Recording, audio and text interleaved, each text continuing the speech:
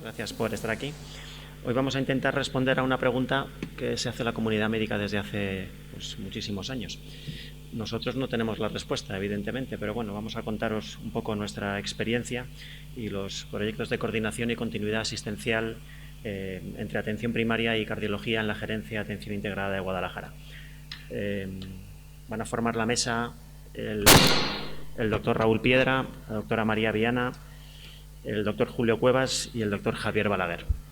Organizaremos la mesa con tres ponencias sobre los problemas históricos de coordinación con atención primaria y atención hospitalaria, los protocolos de coordinación conjuntos en el manejo de patología cardiovascular y cómo organizamos las consultas externas en el servicio de cardiología y su rendimiento asistencial después de la pandemia. Y como conclusiones, pues terminarán el doctor Julio Cuevas por hablar de las necesidades futuras en la coordinación entre niveles asistenciales y las consultas monográficas y unidades disciplinares que el servicio de cardiología está poniendo en marcha, que correrá a cargo del doctor Javier Balaguer. Pues empezamos por Raúl, cuando quieras.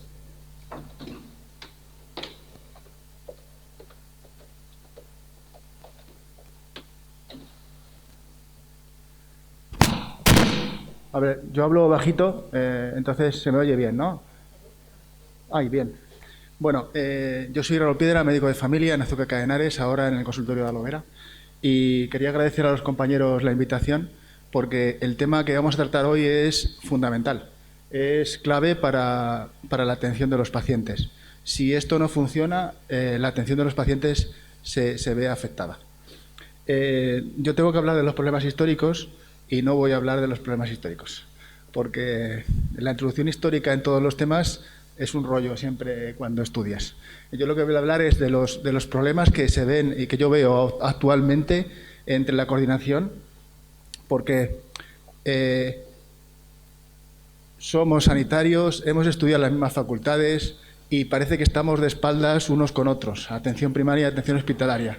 Y eso tendremos que cambiarlo, porque somos un equipo y tenemos que trabajar conjuntamente para que las cosas funcionen mejor. Y muchas veces, y además la infraestructura no nos ayuda, pensamos mal del compañero del hospital. El compañero del hospital piensa mal porque no entiende el trabajo que hacemos en primaria y nosotros muchas veces tampoco entendemos el trabajo que se hace en el hospital. Y la coordinación, que es el nexo de unión entre los dos trabajos, es trascendente, es importantísima. Esta es la definición de la Wikipedia de la coordinación asistencial, y además me gustó, porque es la capacidad de los servicios sanitarios de ofertar sincronizadamente un objetivo asistencial sin que se produzcan desencuentros que perjudiquen al paciente. Así que cuando hablamos de que el paciente está en el medio, es que es verdad, y a veces se nos olvida, porque lo hacemos de forma mecánica, rápida, y muchas veces no explicamos bien. Las guías nos dicen que tenemos que dar instrucciones por escrito, que no las damos, el paciente le mareamos y al final el paciente es esta pelota de fútbol que va de un lado para otro, le mandamos de un área al otro del campo de fútbol y al final le damos instrucciones a veces muy complejas y a veces muy difíciles de seguir. Bájese a la -1 a citarse esta prueba, pero tiene que hacerse el análisis en el día 3 y 5 del ciclo, pero luego tiene que citarse con el resultado, pero este visado a lo mejor yo no lo hago, que lo hagan en el centro de salud, o las ambulancias, que siempre estamos viendo quién las hace, quién no las hace. Todo esto tiene que estar encima de la mesa, aclarado, para que las cosas funcionen mejor. Y empezando por el modelo de derivaciones, que es algo que es muy antiguo y además que no resuelve los problemas que necesitamos.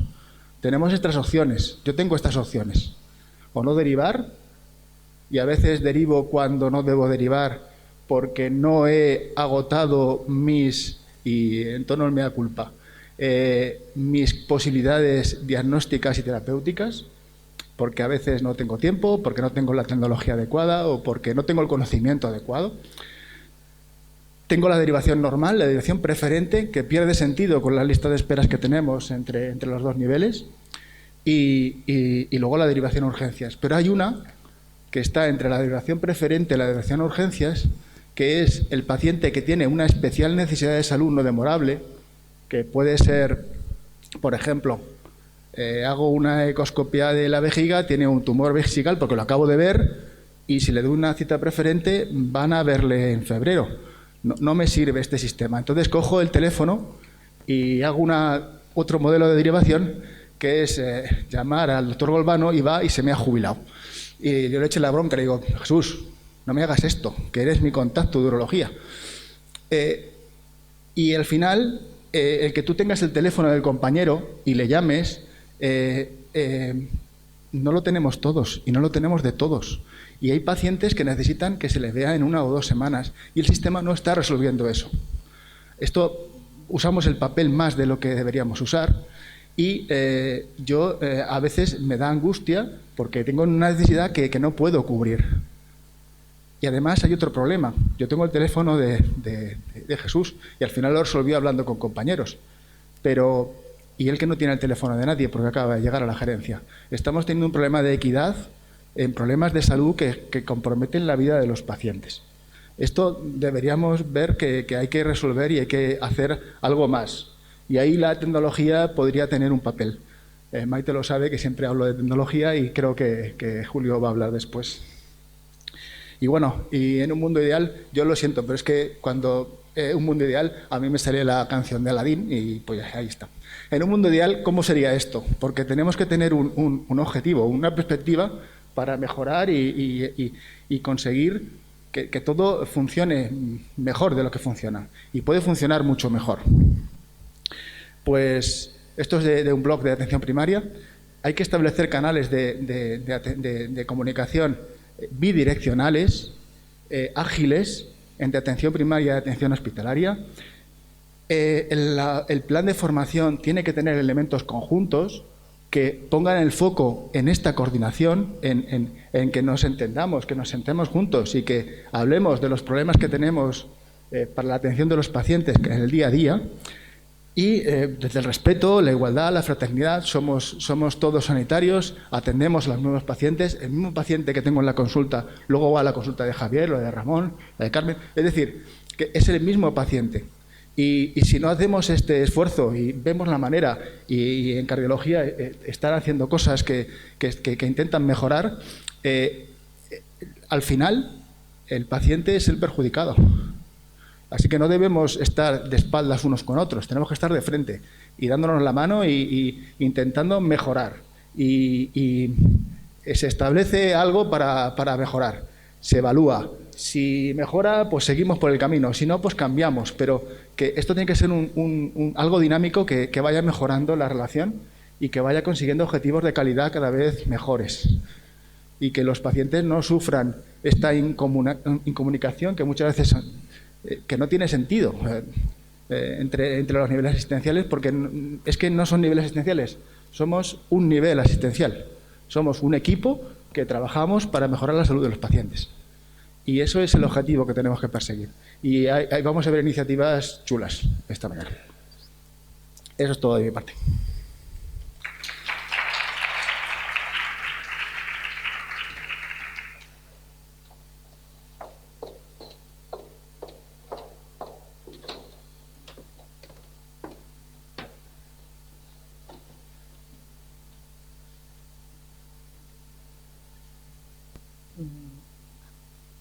Buenos días a todos.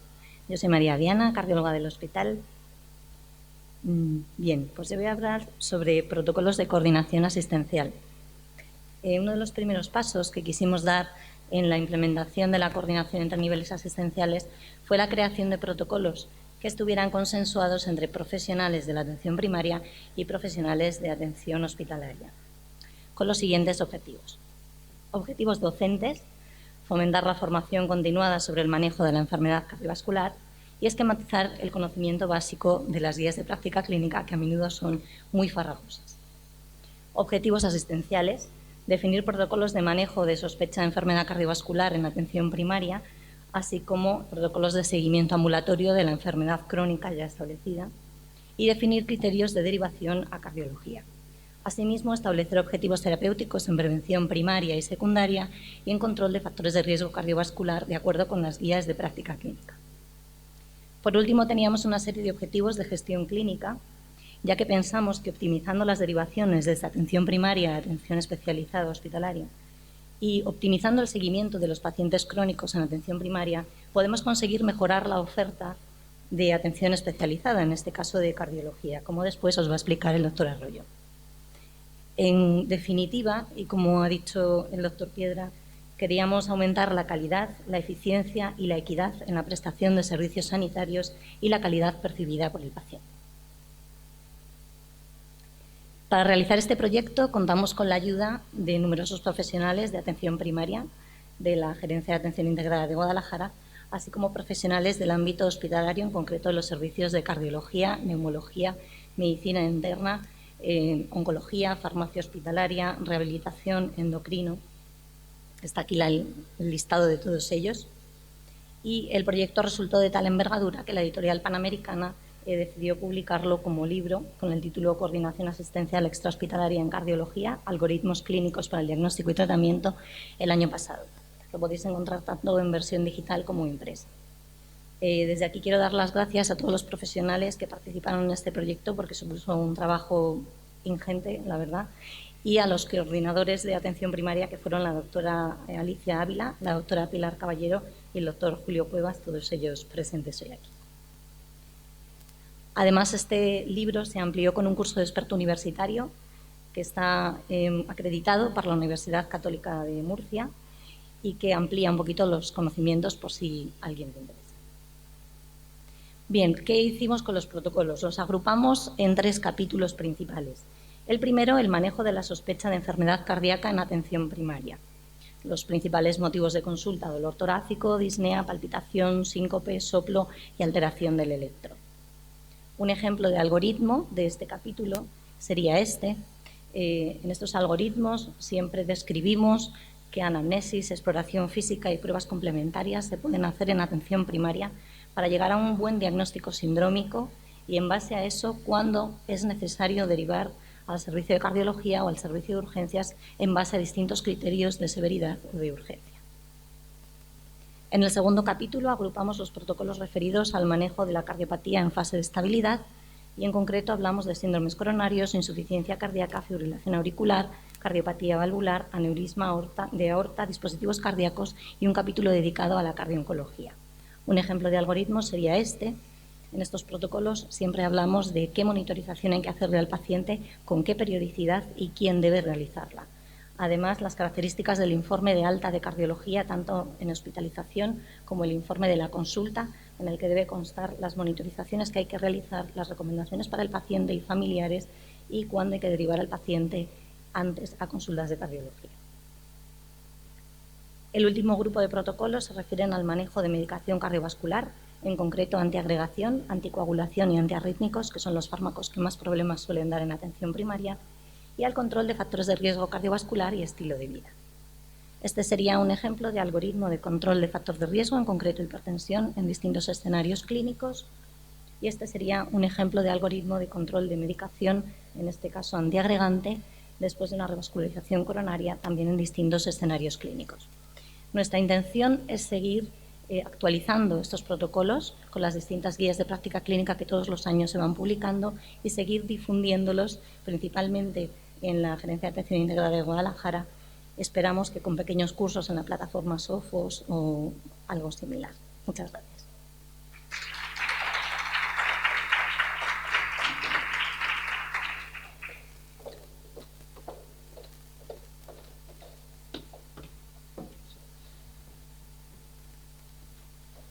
Bueno, siguiendo con la sesión, yo hablaré ahora de cómo el Servicio de Cardiología organizó el área de consultas externas, especialmente a partir de la pandemia, y el resultado asistencial de las mismas. El 19 de abril del año 2020, cuando ya el hospital se disponía a reiniciar la actividad asistencial después del estado de alarma, piden a los servicios asistenciales, supongo que también en atención primaria, un proyecto de reinicio de esa actividad. El Servicio de Cardiología plantea un proyecto con unos objetivos a corto plazo, por lo que teníamos en las consultas, pero con unos objetivos también muy a largo plazo, que luego nos hablará el doctor Balaguer. Todos los servicios, todos los centros de salud tenían sus problemas, pero bueno, estos eran los números de cardiología. Teníamos 2.600 pacientes que habían visto su consulta demorada durante el estado de alarma. Sí que es verdad que hicimos contactos telefónicos con ellos y teníamos priorizada la organización asistencial o la recuperación asistencial de estos pacientes. Teníamos 3.127 pacientes en las agendas que queríamos cambiar y teníamos un promedio histórico de entradas en las consultas de 17 pacientes diarios. Y el hospital nos exigía que solo hiciésemos a un 20% de frecuentación respecto a la frecuentación prepandemia. Es decir, era absolutamente imposible. Imposible con las estructuras de las agendas que teníamos antes. Eso quiere decir que tuvimos más remedio que cambiar. Y lo que hicimos fue reorganizar las consultas para transformarse en consultas de alta resolución. Potenciamos la telemedicina, potenciamos la coordinación con atención primaria y los criterios de coordinación asistencial y solicitamos el aumento de personal de los equipos de enfermería y de auxiliares administrativos para la gestión interna de las agendas y para la gestión de casos, que se han traducido en un pilar fundamental en el trabajo de cardiología. Después de muchos cambios y después del ingente trabajo de admisión en cambiar las agendas, organizamos el servicio, el área externa, área de las consultas externas de cardiología según este esquema, centrándonos en los pacientes que vienen de atención primaria. Atención primaria nos puede contactar de dos formas, a través de un correo corporativo. Era la forma más rápida de ponernos en contacto con ellos y de ponernos a su disposición. Ese correo corporativo se atiende a diario, incluso lo hemos atendido a veces incluso durante las vacaciones. Se pueden resolver dudas de manejo puntual, de manejo farmacológico. Se pueden resolver dudas sobre la interpretación de electros digitalizados, de la inversión que hizo el SESCAM para digitalizar la electrocardiografía fue vital en este objetivo. Se pueden renovar visados electrónicos sin que el paciente acuda a la consulta y se puede hacer por una comunicación telemática con los médicos de atención primaria. La otra forma que los médicos de atención primaria nos contactan es solicitando una consulta, pero todas esas consultas se centralizan en un buzón de primeras consultas que es revisada, en este caso por una enfermera, que es Maribel Rosa, que trabaja con nosotros en el Centro de Especialidades de Azuqueca y que hace un trabajo ímprobo. Es decir, llama telefónicamente a todos los pacientes diariamente, les consulta una serie de dudas que tenemos establecidas en un protocolo y distribuye a los pacientes en las diferentes agendas del servicio de cardiología, optimizando el funcionamiento de esas consultas. En cardiología tenemos muchas consultas. Lo que hicimos fue hacer consultas de alta resolución. En las consultas de alta resolución no solo se atiende al paciente, sino que se realizan todas las pruebas el mismo día. Eso quiere decir que las demoras que tiene cardiología ahora no son demoras a primera consulta, son demoras a primer diagnóstico y a primer tratamiento. Es decir, cuando el paciente vuelve al médico de atención primaria con el informe, el estudio está hecho y somos capaces de dar directamente de alta un 60-70% de los pacientes. El paciente se puede citar por vía tradicional, pero a veces desde esta gestora de casos, llevada por enfermería, puede adelantar pruebas, puede pedir analíticas, puede pedir holters y cuando el paciente viene a la consulta ya tiene muchas pruebas hechas y el médico es capaz de solucionar, el cardiólogo, solucionar el problema en una única consulta. Esto lo tuvimos que poner en conocimiento pues, de las personas implicadas, primero los pacientes. Todos los pacientes que tuvimos que cambiar las consultas les enviamos una carta, un volante de citación e incluíamos una infografía que elaboró la doctora Viana para decirles que íbamos a hacer todo el mismo día. El paciente estaba acostumbrado a venir, a llevarse sus volantes, a hacerse sus pruebas, a volver a la revisión y ahora lo íbamos a hacer todo el mismo día. Teníamos que advertir al paciente y así lo hicimos. Y luego nos pusimos en contacto con todos los médicos de atención primaria y con los coordinadores de los centros de salud. Y les enviamos todos los protocolos de coordinación asistencial, del correo corporativo, del buzón de primeras consultas. La demora de las consultas bajó drásticamente. Y aquí más en detalle, la demora que tenía el servicio de cardiología en los 6 meses previos al inicio de la pandemia era de 73,4 días. Después de la pandemia, unos 6 meses después, era de 8,9 días. Es un descenso de la demora a primera consulta del 87,75%. Y repito, no es una demora a primera consulta. Cuando el paciente venía antes de la pandemia, venía a consulta, se llevaba sus volantes, tenía que esperar la demora específica de esas pruebas y volver a revisión. Cuando el paciente volvía al médico de atención primaria 6 meses después, el médico ni se acordaba de por qué lo habían enviado a cardiología. Ahora, cuando viene a cardiología, se va con todas las pruebas hechas el mismo día y se va entre 7 y 15 días. Vuelve a su médico de cabecera que recuerda perfectamente el motivo por el que le envió y cuáles son el resultado de las pruebas. Y de hecho eso se mantiene a fecha de hoy. Prácticamente tenemos la demora más baja del hospital. No podemos superar a dermatología, pero por ahí estamos. Y esto es lo que nos envió ayer Sagrario, por ejemplo, del 8 de noviembre del 2022. Tenemos una demora de 16 días. Es decir, lo primero para humanizar la asistencia es no hacer esperar al paciente. Es lo primero. Y ese rendimiento que beneficia al paciente y ese rendimiento que es bidireccional entre atención primaria y atención especializada mejora todo el servicio de cardiología. Esto, por ejemplo, es la evolución en las pruebas realizadas en la unidad de imagen, en los ecocardiogramas, que se realizan habitualmente unos 400 ecocardiogramas al mes. Eso más o menos ha estado estable durante todos estos años. Pero a partir de la puesta en marcha de las consultas de alta resolución, el 50% de los ecocardiogramas que hace cardiología se hacen en la consulta de alta resolución. Eso quiere decir que la unidad de imagen ha visto disminuida su demanda de ecocardiogramas en un 50%. ¿Qué ha permitido esto? Pues que la unidad de imagen se centre en lo que tiene que hacer, en hacer ecografías en cardiopatía compleja y en hacer ecografías en intervencionismo estructural. Es decir, en especializar todavía más la unidad de imagen. Lo mismo ha sucedido con las pruebas de esfuerzo o lo mismo ha sucedido con los holters. Eso quiere decir que la reorganización existencial del servicio de cardiología, la reorganización de las agendas, las consultas de alta resolución, es un beneficio para el paciente, es un beneficio bidireccional para atención primaria y es un beneficio para el propio servicio y para el propio hospital. En verde tenemos todo lo que hicimos y lo que está en marcha, en rojo lo que queremos hacer. Como veis, consultas de alta resolución con un 60-70% de altas directas, protocolos conjuntos con atención primaria para el diagnóstico de enfermedad cardiovascular y para el seguimiento ambulatorio de la enfermedad cardíaca en fase estable, el correo corporativo con la intención de que sea una verdadera consulta electrónica o videollamada, el buzón de primeras consultas y la formación continuada en mantener actualizados nuestros conocimientos y los de atención primaria en el manejo de nuestros pacientes. El personal de enfermería es imprescindible potenciar su labor. Pueden tener un papel predominante en la actividad, no solamente de gestión, sino en la labor asistencial. Y nosotros ahora no podemos funcionar sin nuestra gestora de casos, que es Maribel Rosa.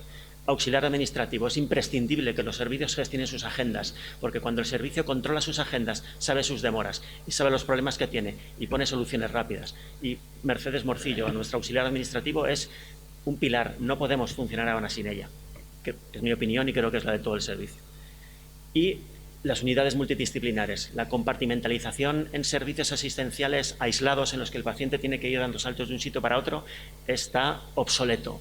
Es decir, el nivel asistencial, como decía Raúl, no es vertical, es horizontal y el nivel asistencial lo marca el paciente y somos los médicos los que nos tenemos que organizar para atender al paciente.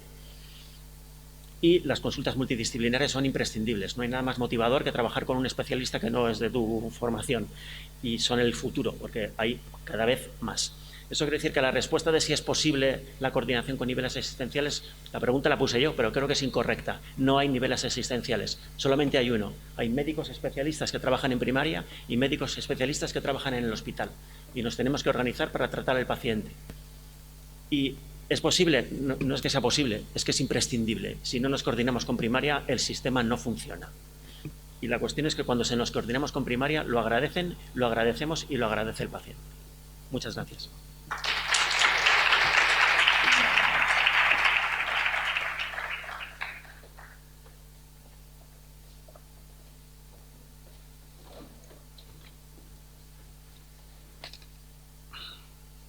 Buenos días. Yo no tengo presentación. Yo creo que hay unas cosas muy concretas para concluir mi parte con lo que han dicho ya Raúl, María y Ramón.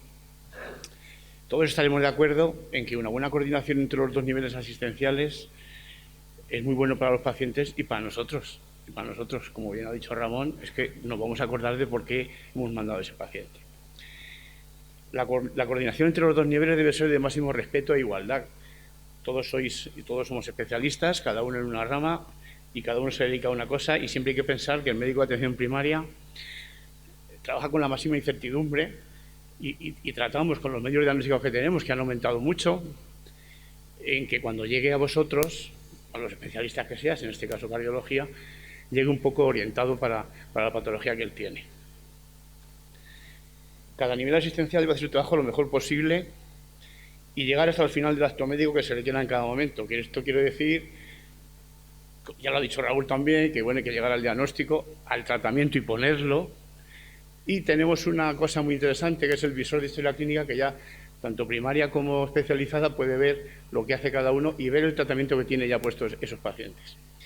Porque así podremos evitar interacciones, efectos adversos, duplicidad de tratamientos, duplicidad de pruebas, que lo único que hacen es encarecer y molestar al paciente, y tenemos que tratar de humanizando la asistencia en que el paciente tenga el menor daño posible.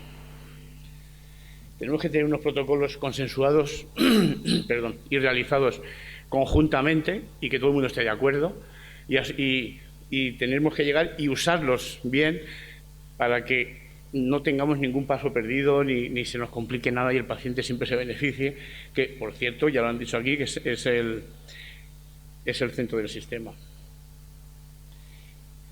El aumento de pruebas a cargo de atención primaria, ahora mismo, que se nos ha aumentado bastante durante el año pasado o así más o menos, hace que ya el paciente llegue muy bien dirigido a lo que queremos, porque tenemos acceso a cosas que antes no teníamos, ¿no? Tenemos ya resonancia, tenemos escáneres para ciertas cosas y ciertas pruebas de imagen, sobre todo, que va a facilitar que cuando llegue el paciente aquí, a la especialidad correspondiente, pues ya tenemos avanzado todo eso y no tengamos que hacer como hacían antes, que era la primera visita y luego se mandaba a hacer la prueba, aunque ahora en cardiología con este nuevo cambio de modelo se va con todo hecho en el acto, ¿no?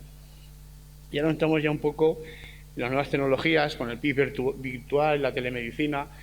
Ya lo ha dicho Ramón, que está aquí Maribel, que se le ocurra mucho en el CDT, que yo la conozco, que estaban juntos. Efectivamente, la telemedicina, pues si alguien tiene alguna duda ética, en el nuevo código deontológico, que va a ser publicado como a final de año, o por lo menos en el primer trimestre, han dedicado un capítulo completo a la telemedicina, para ver los problemas éticos que pueda tener o no. La verdad es que es muy útil y acelera mucho el proceso, y con una persona bien adiestrada se mejora un montón la calidad percibida por el paciente. La enfermería gestora de casos es importante no solo en cardiología, tenía que existir en todas las especialidades. Para esto, ahora los equipos informáticos hay muchas cosas que no aguantan.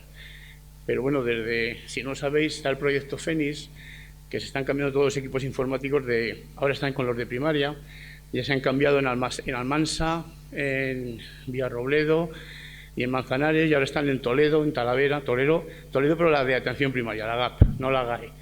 Toledo, Talavera y Mancha Centro. Los siguientes, después, cuando acaben con eso, serán Guadalajara y Cuenca, que son las gerencias más complejas por la distancia. Y entonces, cuando tengamos los nuevos equipos, que ya no tienen ordenador detrás, no tienen mochila, sino que todo va a la central, hay 3 centrales, pues con pantallas grandes y con cámara, tendremos mucho más fácil el acceso y la comunicación. También tenemos que mejorar la comunicación entre los profesionales, por correo electrónico corporativo, por teléfono corporativo, con los datos anonimizados, usando el número de historia clínica, pero todo eso incluso puede resolver que no tenga ni que venir. Pues si yo tengo una duda diagnóstica, yo puedo hablar con cualquiera de estos muchachos y muchacha y me lo puede solucionar en el momento. Y eso es muy importante, poder hacerlo teniendo un teléfono de acceso directo. El problema son las consultas de tarde, de atención primaria, que por la tarde es más raro tener un especialista a mano. Pero la voluntad de todos los profesionales del SESCAN para que esto funcione y el paciente se beneficie de una buena coordinación entre niveles, mejorando la calidad asistencial. Y me gusta terminar con una frase sobre esto. Dicen que fue Henry Ford quien dijo aquello de que la calidad significa hacer lo correcto cuando nadie está mirando, aunque en el mundo asistencial esto último es poco probable. Muchas gracias.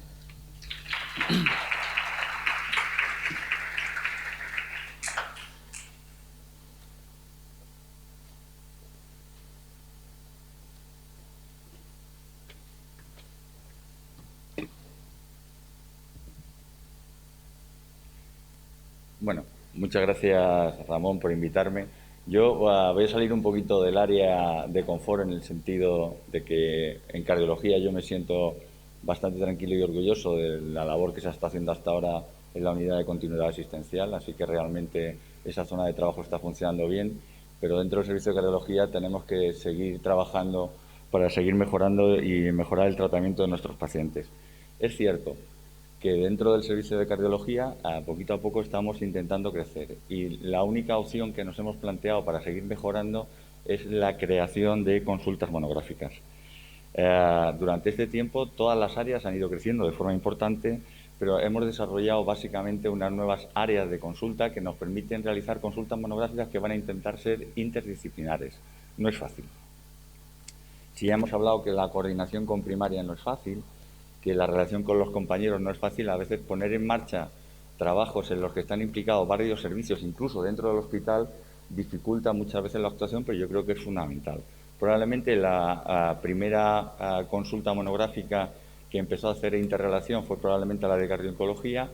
Teníamos ya una consulta monográfica que es la unidad de arritmias, pero para que se hagan ustedes idea, a pesar de que todos estamos convencidos de que la telemedicina es el futuro, hemos sido incapaces en 2 años en que la gerencia del hospital firme un contrato que nos permita hacer una revisión telemática de los pacientes que llevan marcapasos, cuando de alguna manera eso es algo que desde hace 15 años está claramente demostrado que es coste eficaz y que disminuiría el peso sobre la actividad asistencial de parte de los cardiólogos que llevan la unidad de arritmia.